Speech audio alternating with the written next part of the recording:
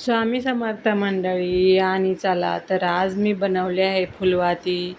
तर त्या कशासाठी आता तुम्हाला सांगते मी. 16 तारखेपासून अधिक मासाचा महिना आलेला आहे आणि जे ते प्रत्येकजण आपापल्या पद्धतीने देवपूजा वगैरे करीत असतं.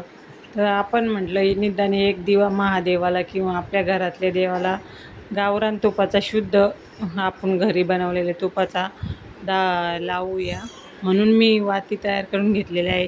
एका वाटीमध्ये मी कुंकाचं पाणी करून घेतलेलं आहे. कुणी काय म्हणतं की असं शास्त्र सांगतं बाया का नुसती पांढरी वात पेटवू नये म्हणून त्याला हळदी कुंकू लावायचं असतं. म्हणून मी असंच एकदा एक बोट लावून घेतलं म्हणजे नंतर हळदी कुंकू लावायचं टेन्शन राहत नाही.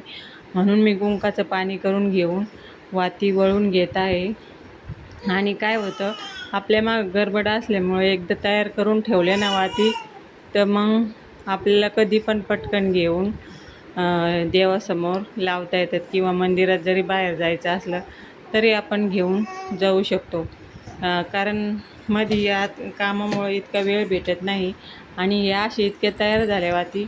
मग मी आता तुपात भिजून घेणार आहे वाती. तर मी एका वाटीत घेतलं थंड तूप, बुडवल्या पण ते सगळ्या काही भिजल्या नाही. त्याच्यानंतर मी ठरवलं की आता वाती बरणीमध्ये भरून देते आणि नंतरच वरून तूप टाकते. मग मी काय केलं, या संपल्यानं हे बुडवून काढल्यानंतर सगळ्या वाती एका जी बरणी मी घेतली त्यामध्ये टाकून दिली आणि गरम करून वरून तूप टाकून दिलं आणि हलवून घेतलं. म्हणजे काय झालं की वाती पण पूर्ण भिजल्या आणि जे आपलं तूप म्हणजे उन्हामुळं तर आता सध्या कोमट आहेच, म्हणजे गरम असं पातलं पातलं तर उरलं तर आपल्याला ते वरून पण एक थेंबर असं आपल्याला टाकू शकतो आपण दिव्यामध्ये.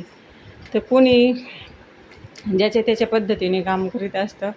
पण मी थोडीशी घाई असल्यामुळे नंतर काय केलं, असे बरणीत भरून घेतले आणि वरूनच तूप टाकून दिलं आणि देवाला दिवा लावला. असं होतं आजचा माझा मिनी ब्लॉग. आणि तुम्ही अधिक मासामध्ये काय करणार आहात तुमच्या पद्धतीने देवासाठी, तर ते मला नक्की सांगा आणि माझे व्हिडिओ कसे वाटते ते पण सांगा. तर चला, गणपती बाप्पाला पहिले शूट आपण दिवा लावलेला आहे.